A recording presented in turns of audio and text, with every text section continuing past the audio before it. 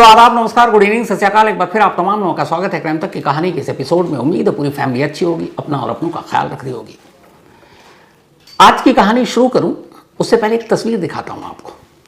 हालांकि इस तस्वीर को देख के शुरू में मैं भी थोड़ा सा कंफ्यूज हो गया था कि ये किसी फिल्म या वेब सीरीज की तस्वीर तो नहीं है, लेकिन ये रियल है। पटना में एक प्राइवेट हॉस्पिटल है, नाम है पारस हॉस्पिटल। आज की तारीख यानी 17 जुलाई, थर्सडे का दिन, गुरुवार, और सीसीटीवी कैमरे में जो घड़ी वक्त दिखा रहा है वो है सुबह के 7:25। अब 7:25 पर इस पारस हॉस्पिटल के सेकंड फ्लोर के प्राइवेट वार्ड में गलियारा है, कॉरिडोर है, और इसी कॉरिडोर में अब आप देखेंगे एक एक कर 5 लड़के चले आ रहे हैं। सबसे आगे वाला, उसके सर पर कोई कैप नहीं है, लेकिन उसके पीछे जो बाकी लोग हैं सभी ने कैप पहन रखी है। अब ये धीरे धीरे आगे बढ़ते हैं।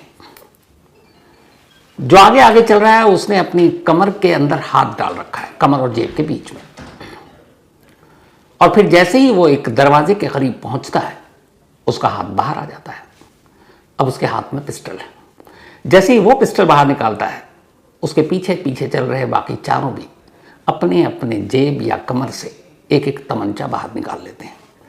5 लड़के, 5 तमंचा, खाली कॉरिडोर, सन्नाटा, कहीं कोई नहीं। और जिस रूम था जिसके बाहर आकर ये रुके हैं उसका नंबर है 209, सेकंड फ्लोर पर है पारस हॉस्पिटल के। अब आकर ये शख्स पहले उस शीशे के अंदर झांकता है और फिर एक हाथ से दरवाजा खोल देता है। अब वो अंदर, उसके बाद एक एक कर पांचों अंदर जाते हैं। करीब 10 मिनट तक कॉरिडोर में सन्नाटा है, कोई कहीं कुछ दिखाई नहीं दे रहा। 10 सेकंड बीत जाता है। 10 सेकंड के बाद अब एक लड़का उन्हीं में से तेजी से कमरे से बाहर निकलता है। उसके पीछे दूसरा निकलता है, फिर तीसरा, फिर चौथा। कमरे के अंदर गए थे 5, पर निकल रहे हैं 4, और चारों अब तेजी से वहां से बाहर आगे की तरफ जाते हैं और लेफ्ट साइड में मुड़ जाते हैं, क्योंकि बाहर निकलने का रास्ता उसी तरफ था। इस बीच में शायद रूम नंबर 209 में कुछ हुआ था, क्योंकि वहां से कुछ आवाज आई तो 209 के बराबर वाले कमरे का दरवाजा खुलता और एक शख्स जो वहां शायद पेशेंट के साथ रुका हुआ था वो देखता है कि क्या हुआ। जैसे ही वो दरवाजा खुलता है तब तक 209 से 5वां लड़का भी अब बाहर निकलता है।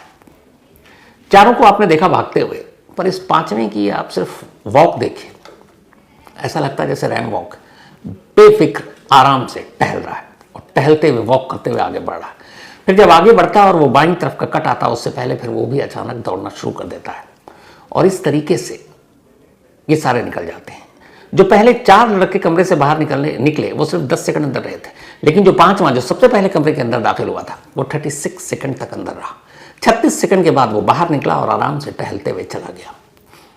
ये पूरा आपने सीसीटीवी कैमरे के जरिए लाइव देखा। इसी हॉस्पिटल के सेकंड फ्लोर पर यह सीसीटीवी कैमरा था।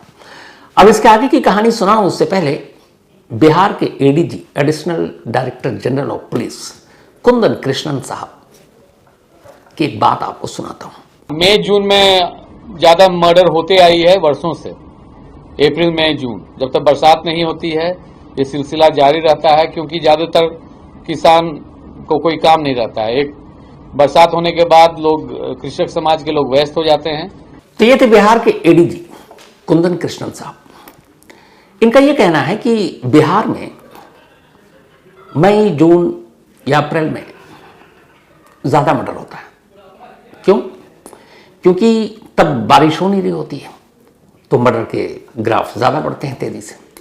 लेकिन जैसे ही जुलाई शुरू होता है और बरसात शुरू, तो मर्डर का ग्राफ नीचे गिर जाता है, यानी फिर मर्डर नहीं होता। तो एडीजी साहब के हिसाब से अप्रैल, मई, जून में बिहार में मर्डर कम होता है, और उन्होंने रीजन दिया क्यों। उन्होंने कहा कि जब बारिश नहीं होती है तो मर्डर कम होता है, लेकिन जैसे ही बरसात शुरू होती है तो सारे किसान बिजी हो जाते हैं अपने अपने काम में। अब ये खैर किसी ने पूछा नहीं और मुझे भी समझ में नहीं आया, तो क्या किसान बिजी हो जाते हैं तो इसका मतलब ये है कि बिहार में जितने क्राइम और मर्डर होते हैं उसमें किसान शामिल हैं, या पता नहीं क्या कहना चाह रहे थे, मुझे नहीं मालूम। लेकिन उन्होंने बताया कि मौसम के हिसाब से कैसे क्राइम कम और ज़्यादा होता है।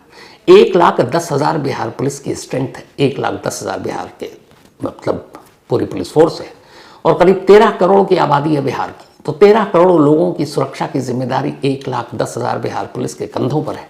लेकिन उसी बिहार पुलिस के एडीजी साहब ये कह रहे हैं यहाँ अप्रैल मई जून में मर्डर कम होते हैं, कत्ल कम होता, हत्या कम होती है, क्योंकि तब बरसात नहीं होता, और जैसे ही मानसून आ जाता है, बारिश शुरू होती है, मर्डर कम हो जाता है, क्योंकि किसान बिजी हो जाते हैं।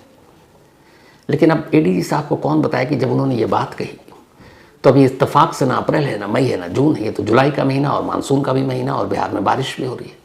तो एडीजी साहब कायदे से तो बारिश में भी मर्डर हो गया।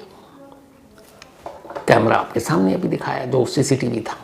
अब इसके आगे की कहानी, क्योंकि अभी तक तो आपने सीसीटीवी कैमरे से देख ली कहानी, अब आगे इस कहानी को बढ़ाते हैं। तो सीसीटीवी कैमरे में 5 लोगों को आपने 209 नंबर में जाते हुए देखा, और 10 सेकंड में 4 लोग निकले, 36 सेकंड में 5वां निकला, और उसके बाद चले गए। कहानी यहाँ की खत्म। अब आगे की कहानी शुरू। इस 209 में जिस शख्स के लिए 5 तमंचा लेकर पहुंचे थे वो कोई और नहीं, बिहार का एक डॉन जिसका नाम है चंदन मिश्रा। बहुत ज़्यादा उम्र भी नहीं है उसकी, शायद 30-35 साल होगी। दर्जन से ज़्यादा मर्डर के मुकदमे दर्ज हैं उस पर, और कहते हैं बक्सर में इसकी तूती बोलती है। बिहार में एक जगह है, बिहार और यूपी के बॉर्डर के पास बक्सर, तो वहाँ इसकी तूती बोलती है।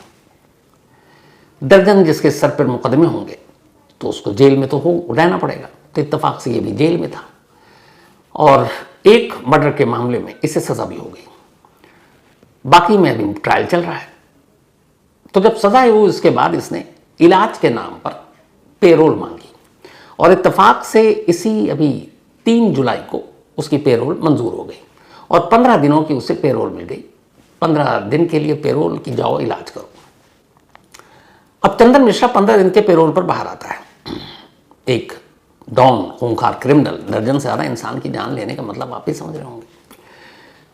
पेरोल मिली इलाज के नाम पर, लेकिन ये जब जेल से बाहर आया तो अस्पताल नहीं गया, ये सीधे अपने इलाके बक्सर पहुंच गया, जहां इसकी तूती बोलती, जहां इसके सारे गैंग के लोग हैं।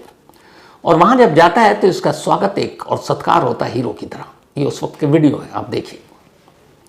तो ये वहां रहता है, उसके बाद अपने बाकी के सारे काम निपटाता है, लेकिन याद रखिएगा 15 दिन की पेरोल इलाज के लिए मिली है।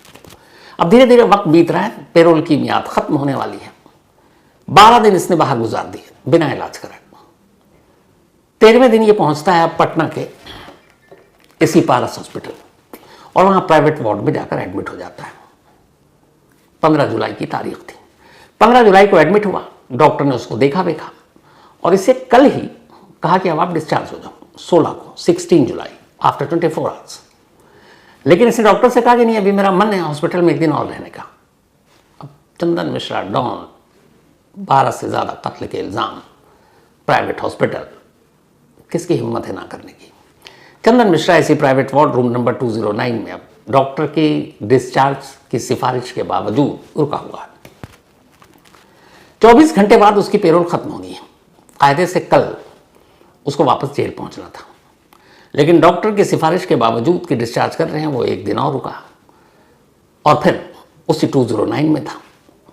लेकिन इससे पहले कि वो अस्पताल से निकल पाता, आज सुबह यानी 17 जुलाई 7:25 AM, ये जो 5 लड़के गए थे, ये कोई उससे मिलने नहीं गए थे, ये 5 शूटर थे। 5 के पास तमंचा, और 5 209 में जाते हैं। 4 10 सेकंड तक गोली चलाता है, 5वां 36 सेकंड तक, और फिर ये लोग बाहर निकल जाते हैं बिना किसी खौफ के, वॉक करते हुए। अब बाद में खैर पता चलता है कि इस हॉस्पिटल में कुछ हुआ है, गोलियों का शोर सुनाई दिया, गूंज सुनाई दी, अस्पताल में अफरा तफरी, फिर पुलिस तक खबर गई, तो पता चला कि 209 में चंदन मिश्रा को इतनी गोलियां मारी गई हैं कि बचने का तो सवाल ही नहीं था। 5 लोग, 5 पिस्टल, 10 सेकंड और 36 सेकंड, तो अंदाज़ा लगाइए वहाँ बैठकर बातें तो कर नहीं रहे होंगे, गोलियाँ ही दाग रहे होंगे। तो खैर उसके बाद पुलिस आती है। अब इसे क्या कहिएगा आप, नसीब इत्तेफाक कि गोली अस्पताल में ही मारी गई, इसलिए पुलिस को अस्पताल कहीं और ले जाने की ज़रूरत भी नहीं उठानी पड़ी। 2nd फ्लोर से उठाकर इमरजेंसी में ले जाया गया। इमरजेंसी में डॉक्टरों ने देखा उसी अस्पताल के, और उसे मुर्दा करार दे दिया।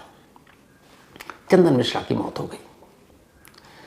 बिहार पुलिस के हिसाब से ये गैंग वॉर का नतीजा है, और गैंग वॉर के चलते ही चंदन मिश्रा की जान गई। अब सवाल ये है, कौन लोग? चंदन मिश्रा की बक्सर में जो तूती बोलती है वो ये है कि एक इसका दोस्त था शेरा, और ये दोनों मिलकर इन्होंने अपनी गैंग शुरू की, और उसके बाद ये लोगों को सुपारी के लिए, उगाही के लिए मारते। धीरे धीरे मुकदमों का ताज इसके सर पर बढ़ता ही गया। और इन दोनों की जो दोस्ती थी उसके चलते इनका ज़बरदस्त आतंक आ गया। उसका नाम शेरू था। अब इन दोनों की खास बात क्या थी और चंदन की खास बात क्या थी कि इन दोनों ने मिलकर, चंदन और शेरू ने, बाइक चलाने की एक स्पेशल ट्रेनिंग ली थी। वो ऐसे कि एक शख्स बाइक चलाता और पीछे दूसरा बैठता। आप कहेंगे कि बाइक पे दूसरा बैठता ही है, पिलियन राइडर। ऐसे नहीं, एक बाइक चलाता तो दूसरा पीछे जो बैठता वो पीठ उसकी बाइक जो चला रहा उसकी तरफ होता, यानी वो उल्टा मुंह होकर बाइक पर बैठता, पीछे वाला। और ये इन्होंने इसकी ट्रेनिंग दी। क्यों? क्योंकि इन्होंने जितने भी ज़्यादातर कत्ल किए इसी तरह मोटरसाइकिल पर सवार होकर किया और चलती बाइक से इन्होंने गोली मारी। और पीछे मुँह करके बैठने का इनको फ़ायदा ये होता कि निशाना सटीक लगता, दुश्मन को मारते और निकल जाते। तो कभी शेरू पीछे बैठता, कभी चंदन पीछे बैठता, और इस तरीके से ये दोनों अपने क्राइम के ग्राफ को बढ़ाते गए। 2009 में पहली बार चंदन और शेरू गैंग का नाम सुनने को मिला था। इसके बाद बक्सर में ही एक अनिल सिंह, बहुत ही फेमस मर्डर केस था, उसको अंजाम दिया था। देन फिर इन्होंने एक वहाँ के पूर्व मुखिया थे नौशाद, उसका मर्डर किया। इसके बाद फिर बक्सर में ही एक भरत राय नाम के शख्स का मर्डर किया। फिर बक्सर में ही शिवजी खरवार एक मर्डर केस था चर्चित, उसको अंजाम दिया। इसके बाद बक्सर में ही निज़ामुद्दीन का मर्डर किया। फिर बक्सर में ही एक जेल के क्लर्क, उसका मर्डर किया। इसके बाद ये बक्सर के बाहर निकले और आसपास में भी फिर आरा पहुंचे, आरा टाउन में भी इन्होंने किया, और कई सारे एक एक कर मर्डर करते गए और कई डकैती में भी इसका नाम रहा। अब एक चीज़ जो आ रही है वो ये है कि बिहार में कई ऐसी बैंक डकैती हुई थी जिसमें भी इस चंदन मिश्रा का नाम आया था। अब हाल में एक मशहूर ज्वेलरी शॉप में भी हुआ था, क्या उससे भी कनेक्शन चंदन मिश्रा का है? बिहार पुलिस फिलहाल देख रही है। लेकिन इस मर्डर ने बिहार के लॉ एंड ऑर्डर और बिहार पुलिस और खासतौर पर पटना पुलिस की क्षमता पर एक बार फिर सवाल उठाया, और वो ये है, और पूरे सिस्टम पर, कि एक इतना कुख्यात गैंगस्टर या डॉन चंदन मिश्रा, जिसके ऊपर दर्जन से ज़्यादा मर्डर के केस हैं, बड़ी मुश्किल से तो पकड़ में आया, एक ही मुकदमे में अभी तक सज़ा हुई है, और कितनी आसानी से उसे 15 दिन की पेरोल मिल गई, वो भी इलाज के नाम पर। और कमाल देखिए कि अगर ये शूट आउट आज ना होता तो शायद ये खुलासा भी नहीं होता कि 15 दिन उसको इलाज कराने थे, लेकिन वो इन 15 दिनों में 12 दिन तक अपने घर, अपने गांव, अपने उसी बक्सर जहाँ पे इसका खौफ है, इसका आतंक है, वहीं टहलता रहा, घूमता रहा, स्वागत सत्कार पार्टी करता रहा। और अब लगा कि बस अब पेरोल खत्म होने वाला है, तो चलो जेल जाने के बाद कुछ डॉक्यूमेंट तो देना ही पड़ेगा, मेडिकल। तो फिर शौक किया, एक प्राइवेट हॉस्पिटल में एडमिट, और फिर वहाँ ये अंजाम 24 घंटे पहले पेरोल खत्म होने से।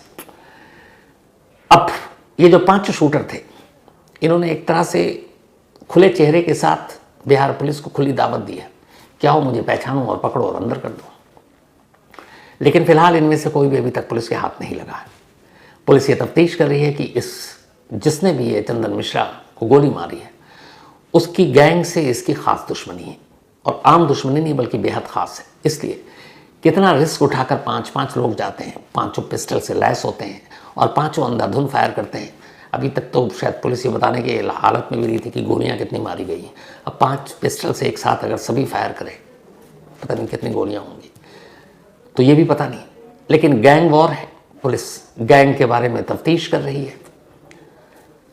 आगे जो भी इसमें सामने आएगा वो आपको ज़रूर बताएंगे। लेकिन इस सीसीटीवी कैमरे ने वाकई आंखें खोल दी कि किस तरीके से जो फिल्मों में हम लोग सोचते हैं वो ऐसे दिखाई दे रहा है। और अभी हाल में तो पटना में पता नहीं इस तरह के और बिहार के अलग अलग जगहों पर बहुत सारे क्राइम हो गए। तो ये तो रही इस शूट आउट की कहानी। एक कहानी जो आपको सुनाना चाहता था, उसको कहानी कहते हुए भी अजीब लग रहा है, लेकिन शॉर्ट में सिर्फ बताता हूँ। लखनऊ से ये दिल को कचोट देने वाली कहानी सामने आई है। 7 साल की एक बेटी को उसकी माँ ने अपने हाथों से मार दिया। हम कहते हैं कि माँ के पैरों के नीचे जन्नत होती है। हम ये भी कहते हैं कि माँ ही वो होती है जो अपने बच्चों के मुंह में पहला निवाला डालती है। लेकिन ये वो माँ थी जिसने अपनी 7 साल की बेटी के पेट पर खड़ी होकर अपने पैर से उसको दबाया। तब तक दबाया जब तक कि उसके मुंह से खून नहीं निकल आया। इसके बाद फिर वो हटती है और अब अपने हाथों से अपनी बेटी के उसी मुंह को दबाती है, और तब तक दबाती है जब तक कि उसकी सांसें टूट नहीं जाती। बेटी का कत्ल करने के बाद वो उसकी लाश को एक बेड बॉक्स में डालती है, फिर अपने बॉयफ्रेंड को बुलाती है, साथ में दोनों रात गुजारते हैं, ड्रिंक करते हैं, पार्टी करते हैं। अगले दिन उसे लगता है कि अब बेड बॉक्स से बदबू आ रही है, लाश को बाहर निकालती है, एसी ऑन करती है और एसी के सामने बॉडी को रख देती है। फिर इसके बाद उसे लगता है कि नहीं, शायद ज़्यादा बदबू आ रही है। फिर ये दोनों घर से निकल जाते हैं और एक दूसरी जगह जाकर रात गुजारते हैं और देर रात फिर पुलिस को फ़ोन करते हैं। और पत्नी कहती है और उस बेटी की माँ ये कहती है कि मेरे पति ने मेरी बेटी को मार डाला। पुलिस पहुंचती है, वहाँ देखती है, लेकिन पुलिस को शुरुआत में ही शक हो जाता है। उसकी वजह ये थी कि पुरानी लाशें नए सुराग दे जाती हैं। जब पुलिस ने लाश देखी तो देखते ही अंदाज़ा हो गया था कि यह कत्ल आज रात को तो हुआ नहीं, कम से कम ये लाश 48 घंटे पुरानी है। पुलिस खैर पोस्टमार्टम के लिए भेज देती है, लाश पोस्टमार्टम होता है, पता चलता है मर्डर तो 48 घंटे पहले हुआ। अब बीवी ने कहा कि बेटी के बाप ने मारा है। पुलिस तफ्तीश करती है, पता चलता है कि बेटी का बाप तो अपनी बहन के घर था उस रात और उसके दस्तावेजी और टेक्निकल सबूत थे। फिर पूछताछ हुई उस बेटी की माँ और उसके दोस्त से, दोनों टूट गए। उन्होंने कहानी बताई। कहानी ये कि शादी से पहले ये एक बार डांसर थी ये माँ, फिर बेटी हुई, लेकिन पति के साथ बनी नहीं। पहले वो ससुराल में रहती थी, पर चाहती थी पति के साथ वो अकेली रहे। फिर इसने अपनी बेटी का ही एक फेक वीडियो बनवाया और बेटी से कहलवाया कि मेरे ताऊ और मेरे ये लोग मेरे साथ अश्लील हरकत कर रहे थे। और उसी वीडियो के आधार पर उसने पुलिस में कंप्लेंट किया। पुलिस आती है और उसके ताऊ को और उसकी सास और ननद को गिरफ्तार कर लेती है। सास और ननद पर इल्ज़ाम ये था कि उन्होंने उस बच्ची के साथ जो कुछ हुआ उसके एक तरह से हमराज थे, उन्होंने रोका नहीं और पुलिस से छुपाया, तो वो लोग जेल चले गए।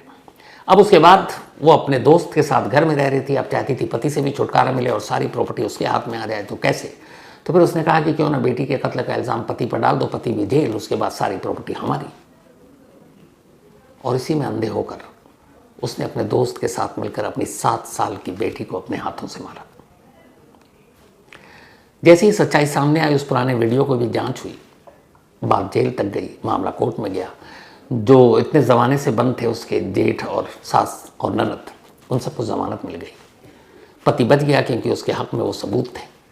और अब ये पत्नी, जो एक पत्नी भी है, एक माँ भी है, एक बहू भी है, अपने दोस्त के साथ फ़िलहाल लखनऊ पुलिस की हिरासत में है, कस्टडी में है और यहाँ से जेल जाएगी। आगे उसकी ज़िंदगी क्या होगी आप भी समझ सकते हैं। ऐसी वारदात, ऐसी चीज़ें जब सामने आती है, दिल के रूह तक कुछ छलनी कर देती है। क्योंकि हम लोगों ने तो यही सुना कि माँ के पैरों के नीचे जन्नत होती है, लेकिन वही माँ अपने उसी पैर से अपनी बच्ची को कुचल कर मारे, सोच से परे की चीज़ है। फिलहाल इस अफसोसनाक कहानी में इतना ही। गुजारिश यही है कि आप लोगों से एक बार फिर क्राइम तक जरूर सब्सक्राइब कीजिए, अपने तमाम लोगों से कराइए और जितनी बड़ी तादाद में करा सकें बहुत खुशी होगी और आप लोगों का प्यार हमें मिलता रहे। मैं और मेरी टीम की बस यही ख्वाहिश है, यही दुआएं कि आप लोग अपना प्यार इसी तरह देते रहें, अपने सुझाव सवाल भी दें, लेकिन क्राइम तक सब्सक्राइब जरूर कीजिए। तो कल 9 बजे आपसे फिर से मिलेंगे, तब तक के लिए थैंक यू।